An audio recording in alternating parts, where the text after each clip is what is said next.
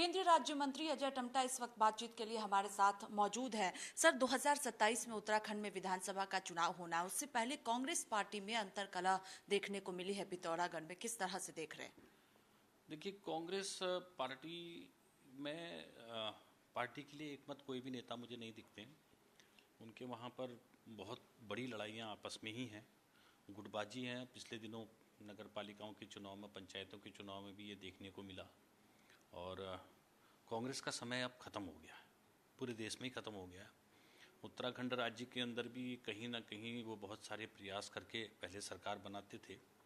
वर्तमान में ऐसी स्थिति वहाँ पर मुझे कहीं नज़र आती नहीं है, क्योंकि मैं खुद ही एक लोकसभा का प्रतिनिधित्व करता हूँ और पूरे प्रदेश के अंदर भी घूमता ही रहता हूँ। और उनके लगभग हर ही विधानसभा में, यानी कि 70 विधानसभाएँ उत्तराखंड में हैं, कहीं पर भी उनकी पार्टी का कोई इतना प्रभाव नहीं है कि वो कहीं फाइट दे सके। वर्तमान में कांग्रेस कहीं भी फाइट देखने की स्थिति में नहीं है।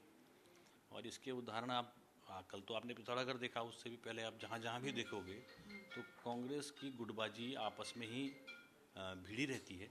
और सिर्फ इसलिए क्योंकि वो सब लोग पदों के लालच में, सभी सोचते हैं मैं विधायक बन जाऊँ, मैं बड़े पद में आ जाऊँ, मगर वहाँ पर स्थिति ये नहीं है कि उनके पास इतना वोट भी नहीं है, उनके शुभचिंतक भी नहीं है।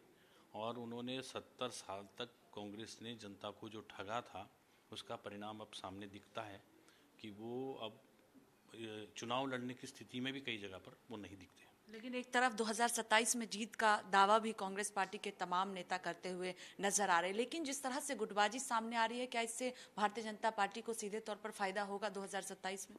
देखिए, कांग्रेस तो हमेशा पार्लियामेंट के चुनाव से पहले भी सारे ही दल एक साथ हो जाते हैं और वो यही दावा करते हैं कि अब हम जीत रहे हैं। और अभी वर्तमान में भी वो हर बार दावा ही करने लायक रह गई है। वर्तमान में उनकी ज़मीन कुछ है नहीं। इससे हटकर एक सवाल है कि कल मुख्यमंत्री पुष्कर सिंह धामी, आप, नितिन गडकरी के साथ बैठक लंबी हुई, कुंभ भी 2027 में होना है, किस तरह से तैयारी उत्तराखंड में है? देखिए, उत्तराखंड राज्य के अंदर जब से राज्य का निर्माण हुआ है और केंद्र सरकार के सहयोग से हमारे 4 धाम हैं, उनकी रोड की कनेक्टिविटी बहुत अच्छी हुई है। रेलवे कनेक्टिविटी हमारी ऋषिकेश से कर्णप्रयाग की हो ही रही है। रोपवे कनेक्टिविटी के लिए भी हमारा केदारनाथ और हेमकुंड साहिब के टेंडर लगे हुए हैं, काम चल रहे हैं। वहीं आदि कैलाश के लिए भी हमारा 2 लेन रोड बन गया है। तो बहुत अच्छे से हमारे वहाँ जो देवभूमि की पहचान है, लोग वहाँ तीर्थाटन के लिए, देव दर्शन करने के लिए आते हैं और रिकॉर्ड तोड़ हमारा वर्तमान में स्थितियाँ बनी हैं। और कुंभ के मेले की तैयारी के लिए भी लगातार हमने रोड नेटवर्क को बहुत बेहतरीन बनाने का काम किया है और अच्छे रोडों के माध्यम से कुंभ के दर्शन कर सके, कुंभ में से लोग वहाँ जा सकें, उनको स्नान की सुविधा हो सके। इस सभी में हमारे NH के भी और स्टेट गवर्नमेंट के माध्यम से लगातार रोड प्रयास चल रहा है और वो प्रयास का परिणाम है कि कुंभ एक ऐतिहासिक परिणाम की तरफ को जाएगा। अभी कल जो हमारी मीटिंग हुई थी, तो लगभग उत्तराखंड राज्य के अंदर लगभग 3700 किलोमीटर से ऊपर हमारा NH है, 25 हमारे NH हैं और लगभग अभी हमारा 678 किलोमीटर में 17,675 करोड़ रुपए के काम वर्तमान में चल रहे हैं। 50,000 करोड़ के काम हमारे वर्तमान में स्वीकृत हैं, उसमें ऋषिकेश बाईपास भी है, बहुत इम्पोर्टेंट है। ऐसे ही हमारे कुछ स्पर भी हैं। एक जो हमने दिल्ली देहरादून एक्सप्रेस वे बनाया है, इसी में एक स्पर बना रहे हैं जो हरिद्वार को जोड़ेगा, जुलाई में कंप्लीट होगा। उससे हमारे गढ़वाल, ऋषिकेश, हरिद्वार, ये सारा कनेक्टिविटी को बहुत अच्छा फ़ायदा मिलेगा। और हम अभी रामनगर में ओवर प्रेशर है, तो रामनगर के लिए भी हम कल हमने डिमांड की है, CM साहब से बात हुई है और गडकरी साहब से भी बात हुई है। तो उसमें हम जो है मरचूला से भिकियासैन के लिए और मोहान से चुकुटिया के लिए और बेरीनाग से सेराघाट के लिए ऐसे स्पर जोड़ करके, और बाड़ीचीना से सेराघाट के लिए ऐसे स्पर को हम निकालेंगे जिससे कि हमारी अच्छी कनेक्टिविटी हो। और मैं समझता हूँ कि एक अच्छा रोड नेटवर्क NH का हमारा चल रहा है। जो हमारे ऑब्स्टिकल थे उसको हमने ठीक किया है। कैंची धाम में बहुत बड़ा जाम लग रहा था, उसके लिए हमने भवाली से राती घाट तक के लिए एक स्पर दिया है, बाईपास बनाया है, जिससे कि हमारा ओवर प्रेशर कम हो रोड पे। ऐसे ही हमारा क्वारब है, क्वारब के लिए भी हमने एक बाईपास बना लिया है। स्वाला के रोड का स्लो प्रोडक्शन का ट्रीटमेंट हमारा कंप्लीट हो गया है।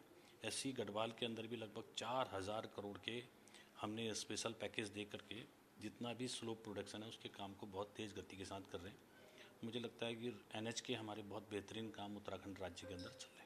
सर, आप खुद मंत्री हैं, एक सवाल उत्तर प्रदेश से जुड़ा हुआ है कि कानपुर लखनऊ एक्सप्रेसवे पूरी तरह से बनकर तैयार है। उत्तर प्रदेश के लोग इंतजार कर रहे हैं कि कब उद्घाटन किया जाएगा, क्या स्थिति है अभी? देखिए, लखनऊ के और यूपी के लगभग रोड हमारे जो 2 लेन थे उनको हमने 4 लेन किया है, बहुतों को हमने एक्सेस कंट्रोल किया है, कुछ नई ग्रीन फील्ड बनाए हैं। उसी में एक हमारा कुछ एलिवेटेड पोर्शन और बहुत अच्छा रोड नेटवर्क लखनऊ से कानपुर के लिए बन गया है। उसको हम लोग ट्रायल पे चला रहे हैं।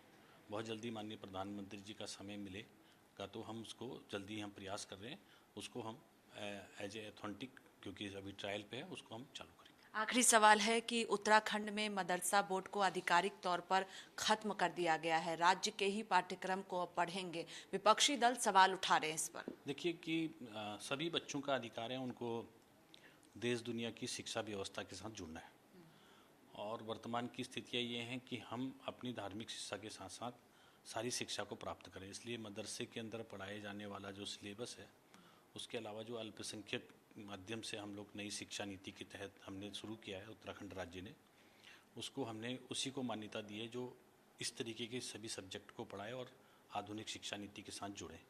मदरसे की शिक्षा वो जो देते हैं वहाँ पर वो शिक्षा से बेहतरीन शिक्षा मिले, इसलिए ये राज्य सरकार ने निर्णय लिया है, वो स्वागत योग्य है, और इसलिए जो लोग उसमें रजिस्ट्रेशन करेंगे उनको वो सुविधाएं प्राप्त होंगी।